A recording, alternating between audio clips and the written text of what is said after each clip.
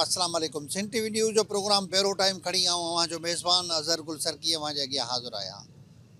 नाज़रीन, तालीम जे हवाले सां सदाईं ॻाल्हि कई वेंदी आहे त ॿारनि में उत्साह पैदा करण जे लाइ मुख़्तलिफ़ तरीक़ा अपनाइण घुरिजनि त जीअं ॿारनि में हिकिड़ो तालीम पिराइण जो या हिकिड़ो चटाभेटी करण जो शौक़ु पैदा थिए। इन ई हवाले सां जैकबाद जे भरिसां ॻोठ आदम ख़ान पंवर में हायर सेकेंडरी स्कूल में हिकिड़ो चटाभेटी जो प्रोग्राम करायो वियो, जंहिंमें जैकबाद ज़िले जे मुख़्तलिफ़ बल्कि शहर जे मुख़्तलिफ़ हाई स्कूलनि जे ॿारनि नियाणियुनि ऐं छोकिरनि शिरकत कई ऐं उन्हनि जी ज़हनी सलाहियत जाचण जे लाइ मुख़्तलिफ़ हिकिड़े क़िस्म जा मॉडल्स ठाराया विया ऐं उन ते ॿारनि ब्रीफ कयो ऐं उन्हनि ॿुधायो त उन्हनि ही मॉडल कीअं ठाहियो आहे ऐं उन जी कहिड़ी अफ़ादियत आहे उन मॉडल जी ऐं उन मॉडल सां छा करे सघिजे थो, जेका शइ ठाही वई आहे उहा कहिड़े कमु अची सघे थी। सो इन हवाले सां हिकिड़ो ज़बरदस्त प्रोग्राम करायो वियो उते उन स्कूल में। उते स्कूल जे हेड जेको हो आगा बदरुद्दीन गुंजे पारां इहो समूरो इहतमाम कयो वियो। उते सिंध टीवी न्यूज़ जे डिस्ट्रिक्ट रिपोर्टर ज़ैन सरकी सूरत हाल खे फोकस कयो आहे। अचो त ॾिसूं। जी अज़हर साहब, हर साल जीअं हिन साल बि जैकबाबाद में जेको ॿारनि जो ज़हनी नेशनुमा चेक करण लाइ या उन जी ज़हानियत खे चेक करण लाइ उनखे परखण लाइ जेको आहे जैकबाबाद जे गवर्नमेंट हाई स्कूल आदम ख़ान पावर जे अंदरि हिकु स्टीम मुक़ाबिलो करायो आहे, जंहिंमें मुख़्तलिफ़ स्कूल आहिनि। उन स्कूल जे मेल ऐं फीमेल जेके शागिर्द आहिनि, गर्ल्स शागिर्द आहिनि, उन्हनि जा जेके आहिनि उन्हनि को हिकिड़ा मॉडल्स ठाहिराया विया आहिनि। उनखे मॉडल जो मुक़ाबिलो करायो वियो आहे ऐं हिते उन्हनि जे स्कूल जे अंदरि मॉडल जी जेकी आहे रखिया विया आहिनि। उते उनजी जजमेंट कई वेंदी। उन मॉडलनि जी जेको आहे ॿारनि जी जेको ज़हनी परख खे जेको आहे उनजो के जेको आहे जांचियो वेंदो ऐं उनजा मुक़ाबिला कराया वेंदा ऐं उनजी जजमेंट कई वेंदी। जजमेंट खां पोइ जे ॿार जो प्रोजेक्ट बहितरीनु हूंदो उनखे जेको आहे इनाम बि ॾिनो वेंदो ऐं उन सिलसिले में डायरेक्टर जेको आहे एजुकेशन उहो बि हिते आयल हो। उन सां बि ॻाल्हाईंदासीं ऐं जेको आहे पंहिंजो DO सेकेंडरी मोहम्मद इस्माइल बुर्डो साहिबु उहो बि हिते आयल, उन सां बि ॻाल्हाईंदासीं। ॿारनि सां बि ॻाल्हाईंदासीं, को पुछा कंदासीं त हीउ प्रोजेक्ट छो ठाहियो आहे, इन ठाहिण में केतिरो टाइम लॻे थो, इन प्रोजेक्ट ठाहिण जो कहिड़ो मक़सदु आहे ऐं उन्हनि मां छा सिखियो। मां government girl NKG higher secondary school मां आहियां। हीअ जेको अॼु असां प्लेस्केप ठातो आहे, स्पेशली जेका ॿार आहिनि इन्हनि जो पढ़ाई में दिलि न लॻंदो आहे, उहा पढ़ण खां उन्हनि जो बिल्कुलु दिलि न चवंदो आहे स्कूल अचण खां। जॾहिं हीउ माहौल हूंदो असांजे स्कूल में त उन्हनि जो पढ़ाई में इंट्रस्ट बि वधंदो, उन्हनि जो पढ़ाई में इंट्रस्ट वधंदो। ईंदा चवंदा उते असांजे लाइ बहितरीनु माहौल हिकिड़ो फनलैंड ठहियलु आहे। और जेको आहे हीउ सॼो असां मॉडल ठातो आहे, असां चाहियूं त असांजे स्कूल में हुजे। सॼी असांजी इमेजिनेशन आहे। असां टिननि असां गॾु ई ठाहियो आहे ऐं मां तव्हांखे इहो ॿुधायां थी की इन्हनि जी मेजरमेंट घणी आहे। हे जेको स्विंग आहे इन जी मेजरमेंट आहे 8x4 ऐं हे आहे चोॾेल। इन जी ॿिन्हिनि जी जेका मेजरमेंट आहे उहा 8x8 ऐं हे फेरी व्हील एंड सीसा जी मेजरमेंट आहे 3x3। हे जेको पिच आहे असांजो पिच जी मेजरमेंट आहे 30x80। और ये सारे हमारे वर्किंग मॉडल्स हैं। ये फेरी व्हील जो बहुत अच्छे से वर्क कर रहा है, ये विंड व्हील जो कि विंड प्रेशर से चलता है, ये सीसा एंड ये फेरी व्हील है जो कि बहुत अच्छी तरह से वर्क कर रहा है। ये है स्विंग और ये पिच है मल्टीपर्पज़ पिच, जहाँ पे हम ऑल पर्पज़ स्पोर्ट्स खेल सकते हैं, जैसे कि hockey, table tennis, badminton, football, volleyball. रस्साकशी एक ऐसी गेम है जिसमें 2 टीम्स होती हैं।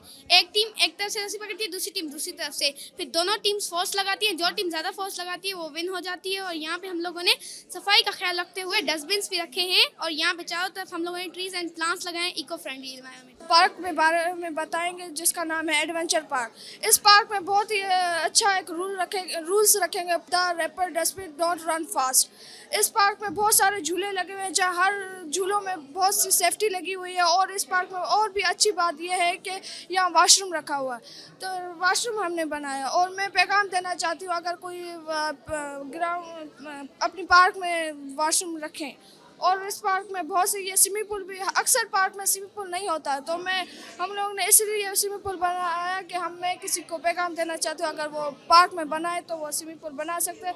इसमें बहुत से फ्रेश मछलियाँ रखी गई हैं। आज मैं इसके एडवेंचर पार्क के बारे में बात करूँगी।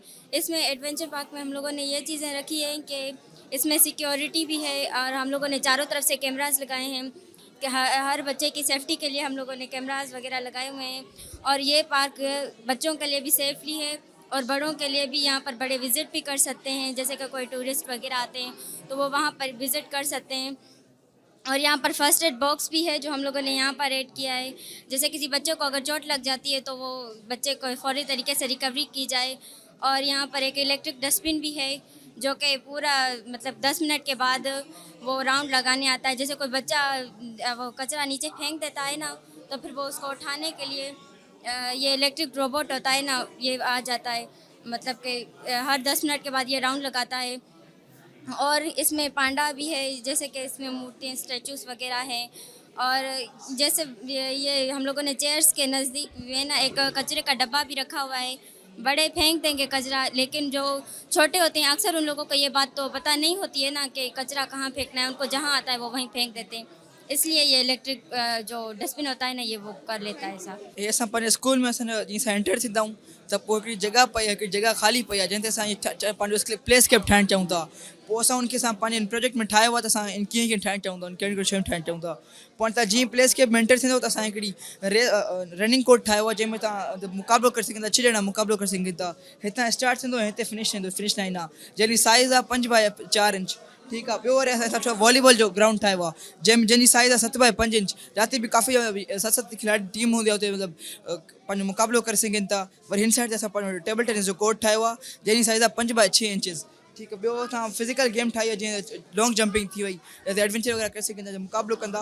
हाणे जेको असांजो हिते हिकिड़ो इंच 1 फुट जे बराबरि आहे। हाणे हिते 5 फुट जो फ़ासिलो थींदो। पोइ हिन जी साइज़ आहे 12x5 इंचिस। ॿियो त हिते फर्स्ट एड किट रखी आहे इमरजेंसी वग़ैरह लाइ। ॿियो गार्डन वग़ैरह ठाहियो आहे, जेको कोई बि गेम वग़ैरह नथो खेॾणु चाहे उहो अची करे हिते पंहिंजो लंच वग़ैरह करे, जेको बि ब्रेकफास्ट करिणो अथसि उहो अची करे। आदम खान पावर जा 8वीं क्लास जा शागिर्द आहियूं, जेको असांजो अॼु स्टीम मुक़ाबिलो आहे जंहिंमें असां प्लेस्केप ठाहियूं आहियूं।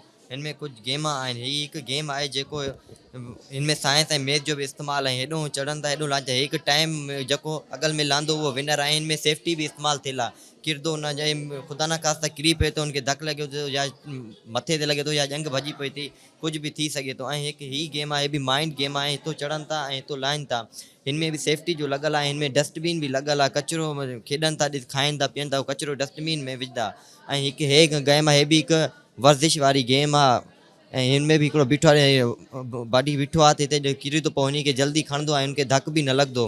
ऐं हिकु कुदरती हिकु नेचुरल इन्वायरमेंट आहे। हिते ॿार खेॾनि था, थकी पवनि था, खेॾी खेॾी पोइ हिते वेंदा, हिते पोइ खाइनि पीअनि। ऐं हिकु राति जे लाइ, नाइट जे लाइ कुझु लाइट बि लॻल आहिनि। सर 3 ॾींहं कम से कम सर असां 3 गॾु मिली करे कमु कयोसीं।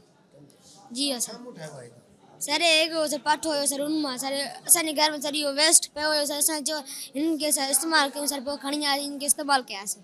या थी त पहिरियों असां ठाहियोसीं, पोइ लाइटां ठाहियूंसीं, अर्श ठाहियोसीं, पोइ ये ठाहियोसीं अर्श असां। मैं 8वीं जमात से ताल्लुक़ रखती हूँ और ये हमने एक एडवांस रिक्शा बनाया है। इसमें ऐसे हमने डिजिटल सिस्टम्स रखे हैं, जिस तरह सबसे जो मेन 2 चीज़ें हमने वो रखी हैं उसमें ये है, सबसे पहले तो इसमें सेफ्टी रखी है, कंफर्ट रखा है और सब लग्जरी रखी है। उसके बाद हम लोगों ने इसमें रखा है सेंसर रखा है, जिससे अगर 2 फीट दूर कोई चीज़ आती है तो ये ऑटोमेटिक सेंस करेगा और ब्रेक मार देगा।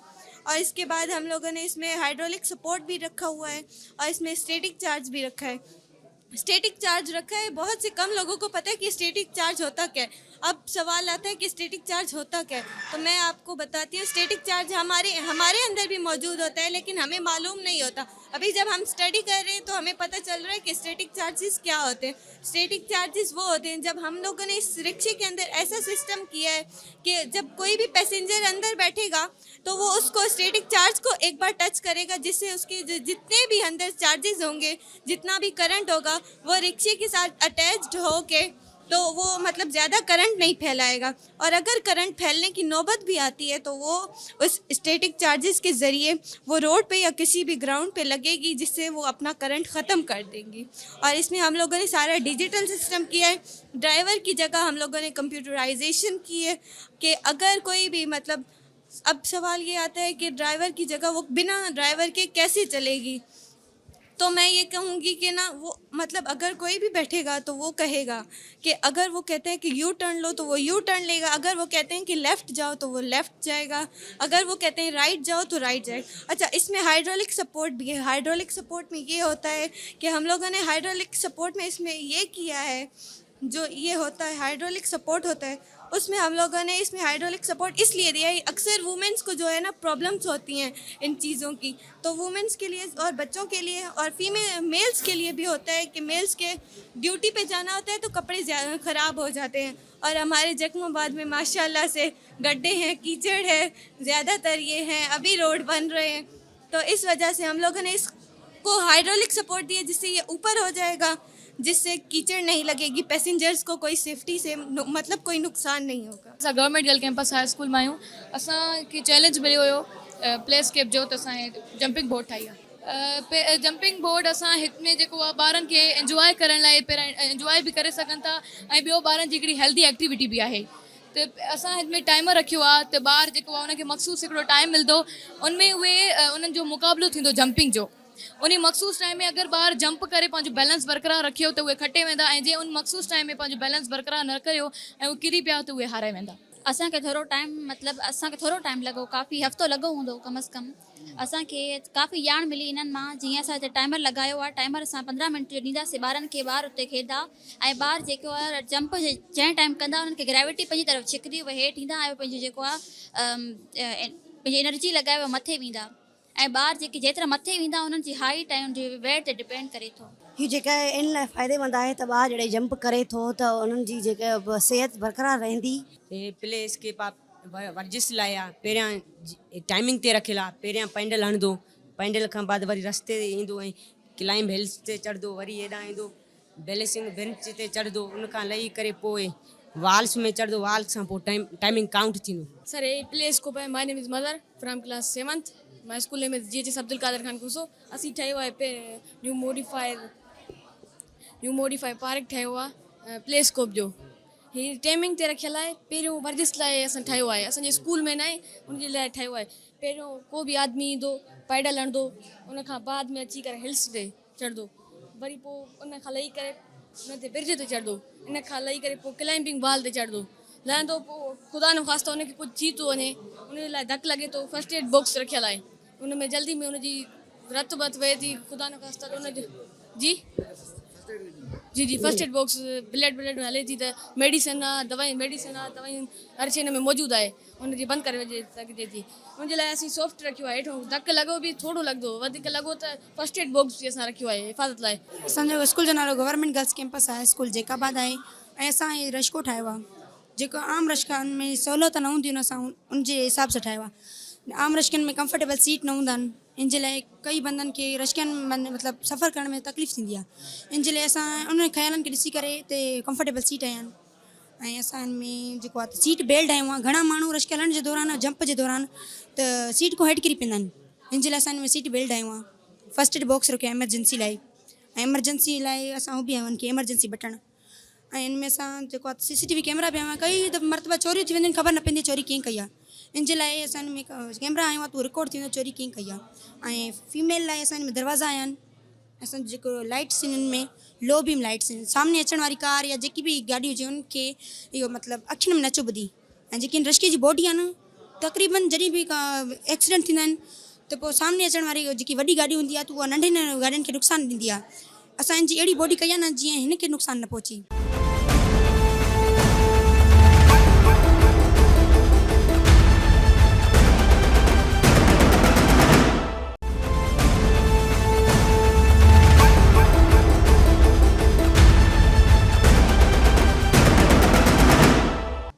असांखे हिन में मतिलबु 6-4 ॾींहं लॻा हुया ठाहिण में, और हिन जो मतिलबु इहो आहे की जेका ॿिया माण्हू आहिनि उन्हनि खे ख़बर पए त असां हिन में छा मतिलबु शयूं रखियूं आहिनि, कंफर्टेबल सीट्स वग़ैरह, इहे ख़बर पए उन्हनि खे। गवर्नमेंट हाई स्कूल बंगलो सैयदान जी ये प्ले स्केप सर जी आहे, प्ले स्केप ठाहियो आहे।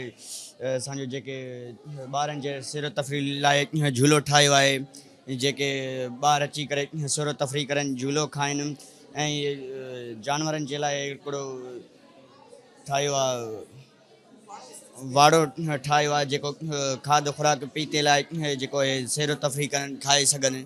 जी हाँ। इनमें कुछ लीन लगाइण ठाहिण में बच्चों असांखे बि पंहिंजे ॻोठ में अहिड़ा शयूं आणणु घुरिजनि जीअं हिते असांखे ॿार स्कूल में रुलण जंहिं ते पढ़ाई कंदा आहिनि ऐं हवा जे लाइ ऑक्सीजन पैदा थिए थी वणनि मां राति कचिरो दूर थिए थो। हे असां ठातो आहे घणे वज़न खे आसानी सां खणी सघिजे थो हिन त वणनि मां ऑक्सीजन पैदा थिए थी। असां पुनू भट्टी जा आहियूं। स्कूल जो नालो गवर्नमेंट बॉयज़ हाई स्कूल पुनू भट्टी आहे ऐं हिन जो हे जेको असां ठाहिया आहियूं इहो प्ले स्केप आहे जेको हे सेफ आहे हे तिलकड़ी आहे हिन जी 6 मीटर ड्रैग आहे बाल हिन ते तिरकंदा आहिनि ऐं हे जेको आहे त झूलो आहे हिन ते 6 ॿार वेही सघनि था 2 6 जा 2 7 जा 2 थींदा ग्रुप डिस्कशन बि करे सघनि था। जेकॾहिं किरी था पवनि न त धक न लॻंदो न क्योंकि सेफ्टी जे लाइ हे गाह आहे ऐं हे कार आहे जेका ॿार घुमंदा फिरंदा आहिनि। जी असां गवर्नमेंट गर्ल्स एनगेज हायर सेकेंडरी स्कूल खां आया आहियूं ऐं असां स्कूटी ठाही आहे ऐं असांजो जीअं कि चैलेंज हुयो रीइमेजिन करणो हुयो पंहिंजी राइड खे त असां रीइमेज कयो आहे पंहिंजी स्कूटी खे। त हिन में असां शेल्टर एड कयो आहे जेको ड्राइवर खे सनलाइट ऐं रेन खां प्रोटेक्ट कंदो। 3 व्हील्स रखिया आहिनि जंहिंजे करे एक्सीडेंट जा ख़तरा घटि थींदा ऐं कंफर्टेबल सीट रखी आहे। अगरि असां लॉन्ग ड्राइव ते वञूं था त जेको ड्राइवर हूंदो उहो ईज़ीली पंहिंजे कंफर्ट ज़ोन में ट्रेवल करे सघंदो। फोर्स असां ईअं रखियो हुनजो जेको स्पेस आहे स्कूटी जो उहो वॾो रखियो आहे ताकी जेको उनमें ज़्यादा खां ज़्यादा सामान असां स्कूटी में खणी सघूं। असां गवर्नमेंट बॉयज़ हाई स्कूल पुनू भट्टी मां नालो रखूं था। हे असां रिक्शा ठाहियासीं जंहिंमें सोलर प्लेट ऐं बैटरी वग़ैरह लॻाएसीं ऐं हिन में कंफर्टेबल ऐं हिन में इहा लॻाइसीं फोल्डिंग सीट। ये ठहण जो असां माना असांजे ॻोठ में छा न आहिनि इहे छा एम्बुलेंस वग़ैरह न आहिनि तंहिंजे करे असां हिते रिक्शा वग़ैरह ठाहियासीं। सवारी जो भी थी सके तो ऐं अगरि हली भी सके तो ऐं हिन में पोयूं बत्तियूं बि आहिनि जे राति को हली सके तो त माण्हू ॾिसे त सवारी आहे। असां सोलर बि ठाहियो आहे जे ॾींहं सोलर ते हली सघे ऐं बैटरी बि अथव जे बैटरी सोलर कमु छॾे त बैटरीअ ते हलंदो ऐं पेट्रोल ते बि अवर कम में हलंदो आहे। असां गवर्नमेंट हाई स्कूल अब्दुल कादिर खां खोसो खां आया आहियूं। हे असां मॉडल ठातोसीं रक्शो ठीकु आहे। असांजे इलाइक़े में आम रक्शा हूंदा आहिनि पर डेली जेको आहिनि ट्रेवल जे दौरान मुसाफ़िरनि खे प्रॉब्लम्स आहिनि। प्रॉब्लम्स कहिड़ा कहिड़ा आहिनि सीट कंफर्टेबल न आहिनि इहो झाका आहिनि इन जे लाइ शाक असां हया वियासीं ठीकु आहे। इहो ॿियो एयर इंजन इहो हणियो हुयोसीं। गवर्नमेंट हाई स्कूल आदम खान खां इहे असां रश्को ठाहियो आहे। हिन जा फ़ाइदा आहिनि सोलर ऐं बैटरी ते हले थो। जेके आम रश्का आहिनि उहे कार्बन डाइऑक्साइड वग़ैरह ख़ारिज कंदा असांजे लाइ असांजे माहौल जे लाइ उहे नुक़सानकार आहिनि। असांजे माहौल जे लाइ फ़ाइदेमंद आहे। सर असां रश्को ठाहियो आहे जेको सोलर प्लेट ते हले थो ऐं बैटरी खे चार्ज बि करे थो। जेके आम रश्का या मोटरसाइकिल आहिनि उहे पेट्रोल ते हलनि था ऐं ॿियनि डीज़ल वग़ैरह ते हलनि था उहे कार्बन डाइऑक्साइड ॿियूं ख़तरनाक गैसूं ख़ारिज करनि था। इन लाइ असां चाहियूं था असांजे माहौल में अहिड़ा रिक्शा अचनि जेके सोलर प्लेट ते हलनि ऐं बैटरी ते हलनि। इन खां अलावा असां हिन में सीट बेल्ट आहिनि। सीट बेल्ट में अगरि झाको वग़ैरह अची वियो त ड्राइवर ब्रेक वठे थो पोइ जेको ड्राइवर वेठो आहे उहो अॻिते शीशे सां या लोह सां टकरी सघे थो। इन लाइ असां में सीट बेल्ट बि आयो आहे। इन खां अलावा असां में दर आया आहिनि। अगरि सियारे जो हवाऊं थधियूं त अंदरि हवा वञे थी या धूड़ियो वग़ैरह अंदरि वञे थो। इन लाइ असां में दर बि हे वारा आया आहिनि। इन खां अलावा दर में अंदर ही कड़ा आया आहिनि। बाईसाइकिल इसकी हमने इसकी सेफ्टियाँ रखी। हमें कहा गया था कि 2 चीज़ें लाजमी होनी चाहिए, कंफर्ट और सेफ्टी। तो हमने दोनों का ख्याल रखा है। पहले हमने कंफर्ट बनाया इसका। आप देखते हो गर्मियों में जैकाबाद में गर्मी बहुत होती है तो टैंकी बहुत गर्म होती है जिसकी वजह से बच्चों को बैठने में आगे तकलीफ होती है। स्कूल छोड़ के आते हैं बच्चों को तकलीफ होती है और सर्दियों में ठंडी होती है। तो गुजारिश है आगे बाइक आए ना तो उन लोगों की टैंकी से लेके उनको सीट पीछे तक जो है ना कंफर्ट हो। सीट में पूरी गद्दी हमने वो भी लगाई है। और दूसरे में सेफ्टी की सेफ्टी हमने 5 चीज़ें की। पहले हमने ये लगाया है देखो छत। इससे क्या होता है कि ड्राइवर जो बैठेगा ना गर्मियों में जगह कितनी गर्मी होती है, लूहें गर्म हवाएं चलती हैं और गर्मी धूप होती है। ये धूप की वजह के लिए छत लगाई है और से गर्म हवा की वजह से। और जो है इसमें बारिश भी वाटर प्रूफ है। बारिश की वजह से भी इसमें जो है बारिश में गिला भी नहीं होगा ड्राइवर।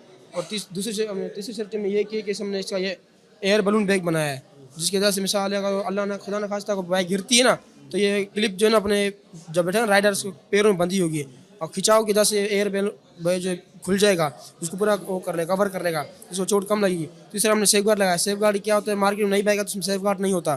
तो सेफ गार्ड से क्या ये फ़ायदे हैं कि अल्लाह और गिरती भी है बाइक तो उससे क्या होता है इसके जो है ना ज़्यादा जितना प्रेशर होगा ना सारा सेफ गार्ड पे आएगा उसके घुटने बच जाएंगे। और जो है और हमने हेलमेट लगाया कि बंदे जगह में हेलमेट बहुत कम यूज़ करते, इस्तेमाल नहीं करते, हेलमेट की हमने बताया। और हमें गुजारिश है कंपनी से, एक मिसाल है कि एयर बलून बैग जो है ज़्यादा मिसाल मार्केट में है, जितने ज़्यादा आएंगे उतनी रेट कम होगी तो लोग खरीद सकेंगे। ज़िंदगी से बढ़ के तो नहीं है ना, एयर बलून बैग ज़िंदगी से बढ़ के नहीं है। और हमने ये बिल्कुल फ्री में बनाया है। इसके अंदर से हमने कार्डबोर्ड और दूसरी चीज़ें यूज़ की हैं, जिसके ज़रिए से हम बहुत सी चीज़ों से बच सकते हैं। मतलब खुदा न खास्ता अगर किसी का एक्सीडेंट होता है तो कल को अगर कोई एक्सीडेंट होता है तो अगर वो चीज़ें, ये सेफ्टी की चीज़ें यूज़ करेगा तो उसे कोई भी ऐसे हादसे से बच सकता है। जी बिल्कुलु जेको आहे न जैन इन सां छा थींदो त हीउ जेको स्ट्रीम मुक़ाबिलो आहे त असां जेको पुराणो या असांजो फ़रसूदा जेको पढ़ाइण जो तरीक़ो आहे क्लासरूम ताईं महदूद, जंहिंमें जेको आहे शागिर्द जेके आहिनि फ़क़ति उस्ताद किताब जो यूज़ कंदो आहे, पर हिन सां छा थींदो, हीअ एक्टिविटी बेस आहे। जेतिरो इंसान एक्टिविटी ॿार पाण कंदो, इन जो मतिलबु आहे पाण ई ॿार इन्वेंशन करे थो, जेका शइ ठाहे थो। हाणे हथनि सां ठाहियल शइ, असां बि अलाह जी तख़लीक़ आहियूं। हाणे हथनि सां ठाहियल शइ ॿार खे कॾहिं बि न विसरंदी, हू चवंदो हीअ शइ मां पाण ठाही आहे। ऐं इन सां छा थींदो, ॿियनि ॿारनि में बि इहो हिकिड़ो जुस्तजू पैदा थींदी त न। ऐं ॿाहिरि जेको आहे हीअ हिकिड़ो को करिकुलर एक्टिविटीज़ आहे। हाणे असांजो तालुक़ु केजी स्कूल सां आहे, त हितां खां केजी स्कूल तमामु परे आहे, पर न्याणियुनि जो अचणु, असांजो अचणु, उस्तादनि जो अचणु, अची करे हिते उन में हिसो वठणु। असां लाड़काणे में बि शुक्र अलहमदुलिल्लाह गुज़िरियल साल पोज़ीशन खईंसीं, कराची ताईं असां केजी स्कूल जा ॿार विया। न त जेका बाद लाइ जीअं तव्हां ॿुधो डायरेक्टर साहिबु चयो त हमेशह चवंदा त बैकवर्ड एरिया आहे। बैकवर्ड कुझु न हूंदो आहे, मौक़े ते हूंदो आहे। अगरि मौक़ा अहिड़ा असांखे फ़राहम कया वेंदा त असांजे उस्तादनि में, असांजे शागिर्दनि में एतिरो टैलेंट आहे त हू प्रूव कंदा। ऐं अॼु असां पुराणियुनि शयुनि खां निकिरी करे, जीअं इहो आहे चारई जेके बि आहिनि न राउंड, हिन में इहो आहे त इमेजिन कयो ईंदड़ वक़्त में जीअं हिकिड़ो ख़्वाबु ॾिसबो, अलामा इक़बाल बि त ख़्वाबु ॾिठो, क़ाइदे आज़म हुनखे ताबीर ॾिनी। हाणे हिन ॿारनि खे चवनि था तव्हां ईंदड़ पंहिंजो स्कूल कीअं ॾिसणु चाहियो था, क्लासरूम कीअं ॾिसणु चाहियो था, उस्ताद कीअं ॾिसणु चाहियो था। उस्तादनि खे वरी चवनि था त तव्हां पढ़ाइण में छा छा सोचियो था। ज़ाहिर आहे असांखे जेके फैसिलिटीज़ आहिनि, इंफ्रास्ट्रक्चर आहे, उहे ॾिनो वेंदो, लैब ॾिनियूं वेंदियूं, कंप्यूटर ॾिना वेंदा, त इनशा असां बि कराची जे स्कूल खां त घटि न हूंदो। तव्हां पाण ॾिठो हूंदो जैकाबाद में तव्हांजो चैनल त माशाअल्लाह माशाअल्लाह हर जॻह ते नंढिड़ो बि प्रोग्राम आहे न, उनखे तव्हां तमामु ई कवरेज ॾेई करे असांजे जैकाबाद जो टैलेंट अॻिते वधाईंदा आहियो, पूरी सिंध खे ॾेखारियो था। त हीउ हिकिड़ो बहितरीनु तमामु सुठो, ऐं इनशा असां इहो ई चाहींदासीं त ट्रांसपेरेंसी थींदी ऐं बच्चा सभु जा स्टूडेंट जेके आहिनि इक्वल आहिनि असांजे लाइ, असांखे ख़ुशी थींदी। जेको बि खटी ईंदो असां उनखे वेलकम कंदासीं। मुंहिंजो नालो खैरुनिसा आहे। ऐं नॉन फॉर्मल एजुकेशन सेक्टर में स्कूल एजुकेशन लिटरेसी डिपार्टमेंट जी अटैच डिपार्टमेंट में कमु पई करियां। स्कूल एजुकेशन लिटरेसी डिपार्टमेंट जी तरफ़ खां मूंखे ज़िम्मेदारी मिलियल आहे स्टीम मुक़ाबिलो जेको असांजो सिंध जे तालीम खाते जे बहितरीनु क़दमनि मां मंझां हिकिड़ो क़दम आहे। ऐं कंटिन्यू 3 सालनि खां असांजी सिंध स्टीम में science technology engineering arts and mathematics में कमु करे रही आहे। ऐं इहे असांजे तालीम खाते जा बहितरीनु क़दम आहिनि, जंहिंजे ज़रिए सिंध जे तमामु ज़िलनि में साइंसी मुक़ाबिला थियनि पिया, आर्ट्स ते, मैथमेटिक्स ते। हीअ दर हक़ीक़त ॿारनि जी तख़लीक़ी सलाहियतनि खे उजागर करण जे लाइ मुक़ाबिला रखिया विया आहिनि।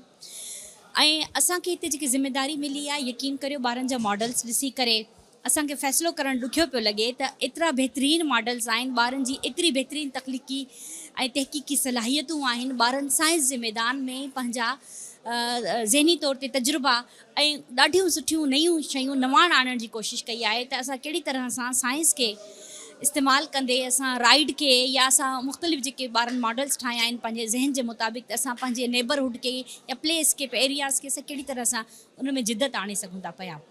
ॿारनि जी तख़लीक़ी सलाहियतनि खे ॾिसी ॾाढो सुठो लॻियो। असां वधि खां वधि कोशिशि कई आहे त मुनसिफ़ाना तरीक़े सां असां उनखे पंहिंजी ड्यूटी खे सर अंजाम ॾियूं ऐं असां उन्हनि ॿारनि खे अॻिते आणियूं जेके असांजे ज़िले जी नुमाइंदगी असांजी रीजन सतह ते या असांजी सूबाई सतह ते कंदा। होपफुली असांजे ज़िले जा ॿार, इहे असांजे सिंध जा ॿार ईअं ई कामयाबियूं माणींदा ऐं इनशाअल्लाह हिकिड़े ॾींहुं न सिर्फ़ु सिंध, न सिर्फ़ु पाकिस्तान, पूरी धरती जे ॻोल्हे ते असांजा ॿार नुमायां रहंदा साइंसी मैदान में।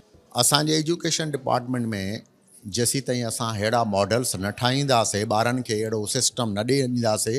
हीअ ॾिसो असां तव्हांजे मेलो घुमियो आहे जैकबाबाद में स्टीम मुक़ाबिलो हुयो, त जेके नंढा नंढा कागज़ आहिनि, नंढियूं नंढियूं शयूं आहिनि जेके असां वेस्टेज में ईंदियूं आहिनि, उन्हनि खे हिननि खणी करे केतिरा न बहितरीनु मॉडल ठाहिया आहिनि।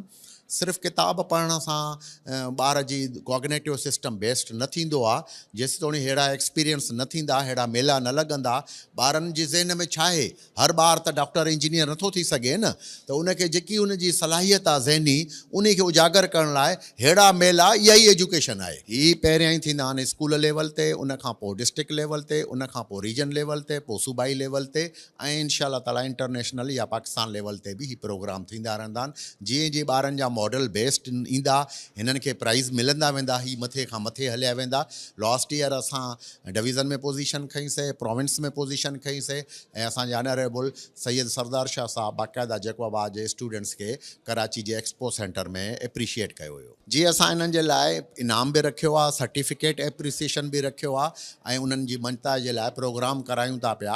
हर स्कूल में अलॻि अलॻि कराईंदासीं, पर चूंकि डिस्ट्रिक्ट लेवल जो प्रोग्राम आहे, इंशाअल्लाह ताला हिननि में असां हिननि खे सर्टिफिकेट बि ॾींदासीं, हिननि इनाम बि। सर बिल्कुलु जेको आहे इंशाअल्लाह वधंदी स्टीम असांजो जेको आहे त साइंस ऐं टेक्नोलॉजी सां रिलेटेड असांजो हिकिड़ो अहिड़ो प्रोग्राम आहे जीअं असांजे, मां त ईअं सम्झां थो जीअं असांजे एजुकेशन जे विजन खे बि चेंज करे छॾियो आहे, ऐं उनजे सॼे मेथड खे बि चेंज करे छॾियो आहे, उनजे सॼे पैटर्न खे बि चेंज करे छॾियो आहे। हे वाहिद उहो प्रोग्राम आहे जंहिंमें ॿार पंहिंजी सोच आणे थो, पंहिंजा आइडियाज़ नवां करे थो। हाणे तव्हां वञी करे हर कंहिंजा प्रोजेक्ट्स ॾिसो, के 3 व्हीकल्स ठाहिया आहिनि, डिफरेंट क़िस्म जी 3 व्हीकल्स, उनमें सोलर प्लेट्स उन्हनि कयूं, उनमें बैटरीज़ वग़ैरह ॾिनियूं आहिनि। हाणे इहे आइडियाज़ असां इवन असां टीचर्स आहियूं, असां इहे आइडियाज़ नथा सोचे सघूं। हाणे त जेके ॿार आहिनि असांखां वधीक बहितर आइडियाज़ खणी था अचनि, उहे एॾा बहितरीन आइडियाज़ खणी था अचनि, त असां बि हैरान था थी वञूं त इन्हनि जे ज़हन में अहिड़ियूं ॻाल्हियूं, मतिलबु इन्हनि जे ज़हन में लिकियल हुयूं, स्टीम जे थ्रू इहे छा थियूं, इन्हनि जे ज़हन मां इहे शयूं ॿाहिरि आयूं आहिनि। वाहिद उहो प्रोग्राम आहे जंहिंमें असां जेको आहे ॿारनि खे फ्री हैंड छॾियो आहे, बाबा तव्हां री इमेजिन कयो, तव्हां पंहिंजे नेबरहुड खे री इमेजिन कयो, तव्हां पंहिंजे प्ले स्केप खे री इमेजिन कयो, तव्हां पंहिंजे क्लासरूम खे री इमेजिन कयो, तव्हांजे सेंस में छा आहे त तव्हांखे जेको माहौल ॾिनो वठे थो, जेको ट्रेडिशनल माहौल आहे असांजो 80s 70s जे दौर खां वठी माहौल आहे, उन सेंस में तव्हांखे असां हिते पढ़ाऊं था, त इहो इन माहौल मां तव्हां पाण सेटिस्फाई आहियो। हाणे वॾा वॾा फिलोसफर हिते आया, उन्हनि त अची करे चई आहे न बाबा ॿार खे हीअं पढ़ायो, मां आयुमि मां पंहिंजी थ्योरी ॾेई वियुमि, न बाबा ॿार खे हिन तरीक़े सां पढ़ायो, ज़ुल्फ़कार आयो उहो पंहिंजी थ्योरी ॾेई वियो त मां हीअं पढ़ायो। ॿार खां अॼु ताईं कंहिं न पुछो आहे त तव्हांखे अहिड़ो कहिड़ो असां लर्निंग एनवायरमेंट ॾियूं जंहिंमें तव्हांखे लर्न करण में ईज़ी थिए, तव्हांखे माना उहा शइ सम्झ अचे। ही वाहिद उहो प्रोग्राम आहे जंहिंमें असां फस्ट में माना ॿार खे चांस ॾिनो आहे त बाबा हाणे तव्हां पंहिंजो असांखे आइडिया ॿुधायो, तव्हां पंहिंजी इमेजिनेशन असांखे ॿुधायो, चाहे नेबरहुड जी हुजे, चाहे प्ले स्केप जी हुजे, चाहे असांजी व्हीकल्स जी हुजे, चाहे लर्निंग जी क्लासरूम सां रिलेटेड हुजे, कहिड़े बि तव्हां पंहिंजा आइडियाज़ असांखे ॿुधायो। हाणे तव्हां कहिड़ियुनि शयुनि में पढ़ी सघो था, पोइ तव्हां कीअं पढ़ी सघो था। हाणे असां ॿारनि जे हाणे इहो असांजे लाइ हैरत जी ॻाल्हि इहा आहे त जेके ॿार पंहिंजा आइडियाज़ खणी आया आहिनि हर क़िस्म जा, प्ले स्केप सां रिलेटेड, नेबरहुड सां रिलेटेड, उहे असांखे हैरान था करे छॾनि। असां कॾहिं सोचियूं ई न हुयूं, भले असांजा वॾा वॾा फिलोसफर्स हुजनि, पॉलिसी मेकर्स हुजनि, जेके बि जंहिं बि असांजा करिकुलम्स ठाहिनि, उन्हनि बि इहे शयूं न सोचियूं हुयूं त बाबा ही असांजे ॿारनि जे ज़हन में अहिड़ी क़िस्म जूं आहिनि। माना असां छा कयो, असांजे ॿार जी एबिलिटी कढी आहे, उनजी जेका माइंड में जेके शयूं आहिनि उहे असां ॿाहिरि कढियूं आहिनि। हाणे इंशाअल्लाह असां उनजे हिसाब सां फर्दर असांजी जेका गवर्नमेंट आहे उहा पॉलिसी में कोशिशि करे थी चेंजिस आणे करे उनजे हिसाब सां असां हिकिड़ो लर्निंग एनवायरमेंट असां पैदा कयूं।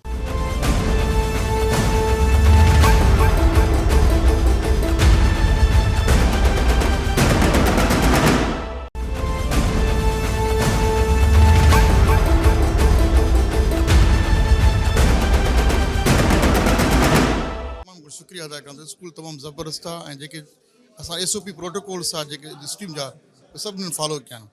ऐं स्ट्रीम सर ज़ाहिरी ॻाल्हि आहे, इहो तव्हांखे पाण ख़बर आहे, जेको स्कूल में असां कमु कराईंदा जेको तव्हांजो इवन थ्योरेटिकल आहे, उनखे प्रैक्टिकल फॉर्म आणण लाइ हिकु स्ट्रीम हिकु ज़बरदस्त प्लेटफॉर्म आहे, जिते ॿार पंहिंजे इवन जेको सुठे नमूने परफॉर्म करे क्रिटिकल थिंकिंग या क्रिएटिविटी करे सघनि था।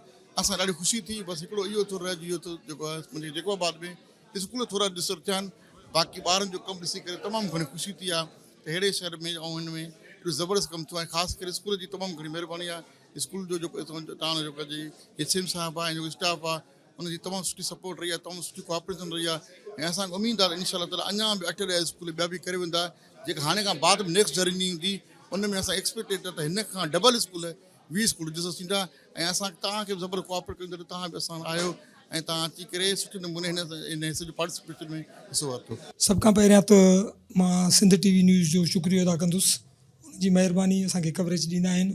लोकल प्रोग्रामनि में सिंध TV न्यूज़ जेको आहे त अॻे हूंदी आहे हमेशह, गुज़िरियल साल भी तव्हां कवरेज ॾिनी था, महिरबानी। हिन साल बि तव्हां आया आहियो, तव्हांजी वॾी महिरबानी।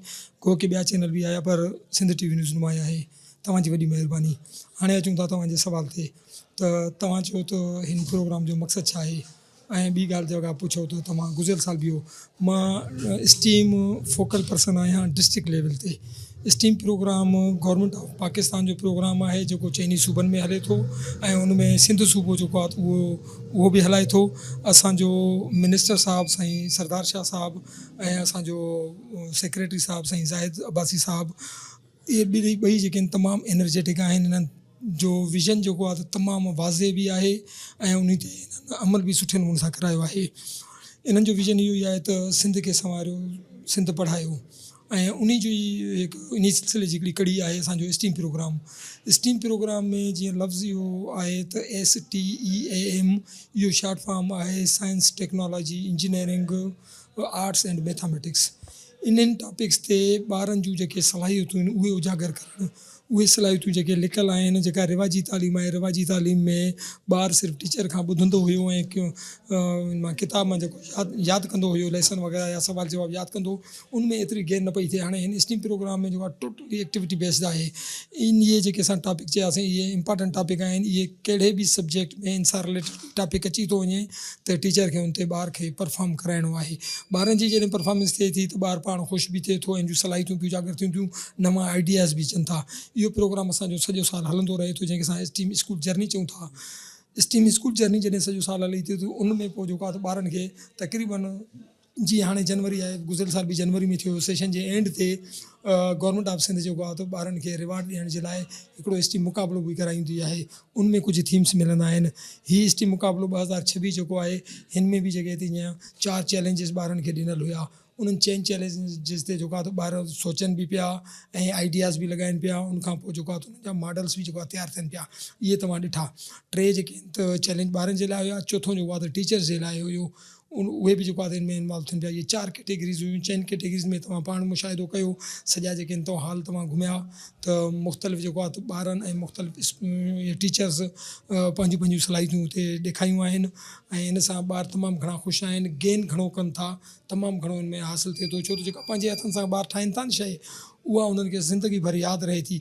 ऐं ॿी जेका सभ खां वॾी जेका लाइन जेका इनमें सुठी ॻाल्हि आहे उहा इहा आहे त जेको मिनिस्टर साहिबु ऐं सेक्रेटरी साहिब जो जेको विज़न आहे उहो इहो आहे त ॿार तालीम खे ऐं लर्निंग वारे प्रोसेस खे लाइक करे ऐं स्कूल लाइ अचे। स्टीम प्रोग्राम अचण सां असांजी एनरोलमेंट वधी आहे। जेके ॿार असांजा हुया उन्हनि खे हिकिड़ो अहसासु कमतरी हूंदो हुयो त प्राइवेट स्कूल्स जा ॿार असांखां वधीक सुठा पढ़नि था।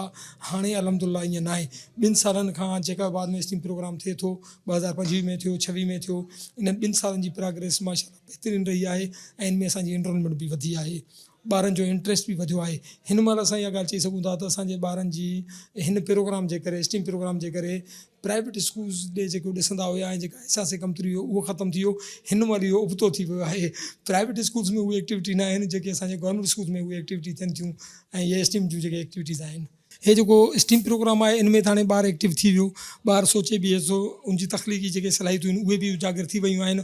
हाणे हिन में इहो जेको तव्हां झूले जो इहो ॾिनो, इहो असांजो हिन में हिकिड़ो चैलेंज हुयो, डिज़ाइन अ प्ले स्केप इहो हुयो त ॿारनि खे चयल इहो हुयो, असां ओरिएंटेशन में ॿुधायो हुयोसीं ॿारनि सभिनी खे ऐं उनजा स्कूल फोकल पर्सन्स खे त बाबा तव्हां पंहिंजे स्कूल में जेका ख़ाली जॻह जेकॾहिं का पयल आहे, को ग्राउंड को पासो ख़ाली आहे, उते तव्हां इमेजिन कयो या तव्हांजी ख़्वाहिश आहे त हिते को प्ले जो हिकिड़ो टुकड़ो हुजे, प्ले स्केप हुजे जिते मुख़्तलिफ़ रांदियूं हुजनि। पोइ ॿारनि खे असां इहो चयोसीं त तव्हां पाण ज़हन में रखो, डिज़ाइन कयो उहे गेम्स ऐं उहे तव्हां रियल जेको आहे त उते ज़मीन ते उते उनजो स्केच ठाहियो। उहा पूरी न ठाहे, तव्हां स्केच ठाहियो जेको तव्हांजी ख़्वाहिश आहे त असांखे स्कूल HM जेको आहे त हिते ठहिराए ॾे या गवर्नमेंट ऑफ सिंध असांखे हिते इहो रांदि जेका आहे त इहो सिस्टम असांखे लॻाए ॾे जेको असां ठाहियूं था। त ॿारनि खे इहो त उनजो स्केच ठाहे पोइ उन खे रेशो जे हिसाब सां रिड्यूस करे 1.5 फुट बाय 1.5 फुट जे जेको आहे त हिते साइज़ में उहो उन्हनि खे जेको आहे त वर्किंग मॉडल ठाहिणो हुयो ॿारनि खे। उहो ॿारनि ठाहियो जेको तव्हां ॾिठो बि सही त ॿारनि ठाहियो, मुख़्तलिफ़ ॿारनि मुख़्तलिफ़ गेम्स ठाहियूं। त उन गेम्स में हिकिड़ी ॿी ॻाल्हि बि असां ॿारनि खे चईसीं त सेफ्टी जो बि ख़्यालु रखो। उनमें सेफ्टी जो बि ख़्यालु रखियो वियो हुयो, हर शइ जो ख़्यालु रखियो वियो, जेके उनखे डायरेक्शन मिलियूं उन्हनि ते अमल कयूं। हाणे इहा ॿारनि जी तख़लीक़ी सलाहियत जेका आहे त असांजे साम्हूं अची वई। कंहिं स्कूल जा ॿार चवनि पिया त हीअ शइ हुजे असां वटि, के चवनि पिया त फलाणी गेम हुजे, जेको जेको उन्हनि जे दिमाग़ में ठाहे आयो। हाणे अचो उन जे अमल ते, त हे त ॿारनि जी हिकिड़ी ख्वाहिश आहे, ॿारनि जो जेको आहे त हिकिड़ो यानी आइडिया हुयो, उनखे हाणे अमली जामो पाइण जे लाइ असांजी गवर्नमेंट ऑफ सिंध छा कयो आहे त डिसेंट्रलाइज़ कयो अथऊं फंड्स खे डिसेंट्रलाइज़ कयो अथऊं। SSB तव्हां ॿुधो हूंदो लफ़्ज़, त स्कूल स्पेसिफिक बजट उहा हर स्कूल खे ॾिनी वई आहे। गवर्नमेंट ऑफ सिंध जो इहो जेको दिलेराना क़दम हुयो न, इन दिलेराना क़दम ते जेको आहे त इंशाल्लाह बहितरीनु रिज़ल्ट मिलंदो। Government of Sindh education department इहो चाहे थो त जेके बि फंड्स आहिनि उहे असां कंहिं हिकु फ़र्द खे DO खे या डायरेक्टर या कंहिं हिकिड़े फ़र्द जे हवाले न हुजनि, हुननि उहे स्कूल जे हेडमास्टर ॾे ट्रांसफ़र कया आहिनि फंड। जॾहिं हेडमास्टर ॾे ट्रांसफ़र कया आहिनि त हाणे हेडमास्टर आज़ादु आहे, हाणे उन वटि फंड्स बि पंहिंजा अची विया, DDO उन वटि मौजूदु आहे, उहो ॿारनि जी इहा ख्वाहिश पूरी करे सघे थो, इंशाल्लाह कंदो बि सही। ऐं जीअं हाणे शुरू थी आहे ॻाल्हि त ॿारनि तो ख्वाहिश ज़ाहिर कई आहे, उनजा मॉडल बि ठाहे ॾिना अथऊं, त हेडमास्टर साहिबान खे बि चवंदुसि त पंहिंजो स्कूल स्पेसिफिक बजट जेको आहे, जेके जेके उनजा हेड्स आहिनि प्रॉपरली उन्हनि में यूज़ थिए त बहितरु आहे। बिल्कुलु उहो कंपोनेंट बि आहे, रिपेयर जे लाइ मुख़्तलिफ़ कंपोनेंट आहिनि उनमें स्कूल स्पेसिफिक बजट में, उनमें ॿारनि ते हेडमास्टर ख़र्च करे सघे थो ऐं स्कूल खे हाणे बहितरु बणाए सघिजे थो। अॻे जेको हिकिड़ो अहसास महरूमी हुयो गवर्नमेंट हेडमास्टर्स में बि, टीचर्स में बि या स्टूडेंट्स में बि हुयो, त उहो हाणे ख़तमु थी वेंदो, उहो ख़तमु थींदो ऐं तरक़ी बि थींदी स्कूल जो, छो जो फंड उन्हनि वटि पाण वटि आहे न, जंहिंजी ज़रूरत अथनि उहा शइ पूरी करे वठनि। जी सर, गवर्नमेंट हिन महिल जेको स्टीम पॉलिसी यूनिट आहे उन्हनि ते इहो ॻाल्हि कई त हिन महिल त गवर्नमेंट ऑफ पाकिस्तान उहो सिंध जे हवाले या KPK जे या पाकिस्तान जे बलूचिस्तान पंजाब इन्हनि जे हवाले करे छॾियो आहे त बाबा तव्हांजो जेका आहे त सूबाई गवर्नमेंट हलाए। हाणे सूबाई गवर्नमेंट पंहिंजे लेवल ते गुज़िरियल साल बि इहो कयो हुयो, त पहिरियां थियो हुयो स्कूल राउंड, स्कूल में मुख़्तलिफ़ ॿारनि में जेके मुक़ाबला थिया, उतां जेके विनर आया, अॼु जेके हिते आया, हीअ जेको प्रोग्राम हुयो डिस्ट्रिक्ट राउंड, हिते जेको आहे त उहे डिस्ट्रिक्ट राउंड में आया आहिनि।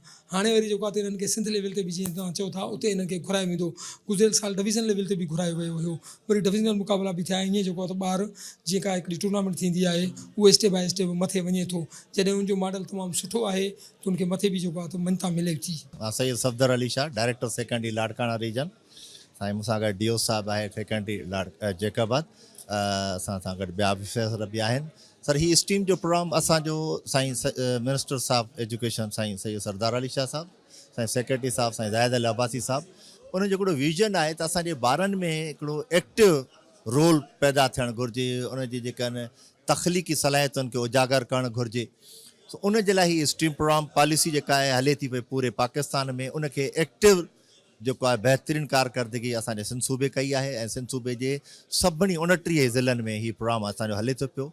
ऐं अल्हम्दुलिल्लाह हिन सां ॿारनि में तमामु वॾो हिकिड़ो रुझान बि पैदा थियो आहे, शौक़ु पैदा थियो आहे ऐं तालीम तरफ़ हुनजो जेको इंट्रस्ट वधियो आहे ऐं असांजी इन सां एनरोलमेंट ते बि वॾो फ़र्क़ु पियो आहे। उन सां अलावा अॻे अटेंडेंस घटि हूंदी हुई थोरी, 100 ॿार दाख़िला त 20-25 हूंदा, हाणे उहा बि असांजी 60-70% थी वई आहे। ॿार अचनि था, ॿार कमु था कनि, पंहिंजे हथनि सां शयूं था ठाहिनि ऐं ॿियो असुलु इन्हनि में ॿारनि जी तख़लीक़ी सलाहियत सां गॾोगॾु असां वटि खोड़ अहिड़ियूं शयूं जेके असां यूज़लेस करे उछिरे छॾंदा आहियूं। सो हिन वर्क सां, हिन एक्टिविटी सां असां ॿारनि में रुझान विधो आहे त काई बि शइ यूज़ लेस न आहे, बल्कि सभु यूज़फुल आहिनि, पर उन्हनि जा तरीक़ेकार मुख़्तलिफ़ आहिनि। सो असां ॿारनि खे इहो बि सेखारियो आहे त घर जूं शयूं खोड़ अहिड़ी फज़ूलियात पयूं आहिनि, असां उन्हनि मां बि नंढियूं नंढियूं शयूं ठाहे पंहिंजे जीअं स्कूलनि खे डेकोरेट सुहिणो करे सघूं था, पंहिंजनि घरनि खे इलाही सुहिणो करे सघूं था, पंहिंजनि इलाइक़नि खे सुहिणो करे सघूं था ऐं सफ़ाई सुथराई तरफ़ ध्यानु ॾेई सघूं था। ऐं ॿियो ॿार खे पंहिंजे पढ़ण जो जेको असुलु मक़सदु आहे उहो हिन असांजे स्टीम पॉलिसी में ख़बर पइजी आहे त मां पढ़ां चाहियां थो ऐं शयुनि जी मुंहिंजी ज़िंदगी में अहमियत कहिड़ी आहे। सो अल्हम्दुलिल्लाह हिन स्टीम सां ख़ासि करे जोश खरोश तव्हां पाण ॾिसंदव ॿारनि पंहिंजे हथ सां मॉडल्स ठाहिया आहिनि ऐं ॿारनि खे ऐं उनजे वालिदैन खे बि ख़बर पइजी वई आहे त न असांजे स्कूलनि में पढ़ाई सुठी आहे। ऐं अल्हम्दुलिल्लाह 2-3 सालनि खां जॾहिं खां वठी असां स्टीम पॉलिसी हलाई आहे या असां पंहिंजो ट्रेडिशनल तरीक़ेकार टीचिंग लर्निंग वारो उहो चेंज कयो आहे, उन मां इहो फ़ाइदो पियो आहे त 20% खां वधीक असांजी एनरोलमेंट वधी आहे, जेका 15% असांजी एनरोलमेंट प्राइवेट स्कूल्स मां असांजे गवर्नमेंट स्कूलनि में आया आहिनि ॿार। सो उनजो बि वॾो फ़ाइदो पियो आहे, इम्पैक्ट पियो आहे। ऐं साईं असांजी government of Sindh education department तमामु घणियूं फैसिलिटियूं ॾिनियूं आहिनि, किताब मुफ़्त आहिनि, असां वटि क्वालिफाइड टीचर्स अची विया आहिनि ऐं अल्हम्दुलिल्लाह बाक़ी जेको रिपेयरिंग जो सनो सुको कमु हुयो, फर्नीचर जो हुयो, हाणे उहे बि डायरेक्ट उन्हनि हेडमास्टर साहिबान जे स्कूल जे अकाउंट में पैसा अची विया आहिनि त उहे हाणे उहा हिकु हिकु शइ खे वठण में तकलीफ़ थींदी, हाणे उहे पंहिंजनि हथनि सां उन्हनि शयुनि खे वठंदा ऐं अल्हम्दुलिल्लाह असांजा हाणे तरक़ी कंदा आहे स्कूल ऐं असांजो क्वालिटी ऑफ एजुकेशन बहितरु थिए थो। सर हीउ असांजो स्टीम प्रोग्राम आहे ई असांजो हीउ स्टीम प्रोग्राम सिर्फ़ु मुक़ाबिलो न आहे, हीउ मुक़ाबिलो हिकिड़ो सेक्टर आहे। असल असांजी स्टीम पॉलिसी में 12 ई महीना उन स्कूल में प्रोग्राम हले थो पियो, उन जूं एक्टिविटीज़ थियनि थियूं। उहे एक्टिविटीज़ सिंध लेवल ते असांजो डैशबोर्ड ठहियलु आहे, उते अपलोड कंदा आहिनि, उते ई असांजूं कमेटियूं वेठल आहिनि, उहे उन्हनि खे बाक़ाइदा असेसमेंट कनि थियूं, पोइ उन्हनि जी रजिस्ट्रेशन कनि थियूं, उन्हनि खे पोइ अॻिते वधाए उन्हनि खे इनाम ॾियनि थियूं।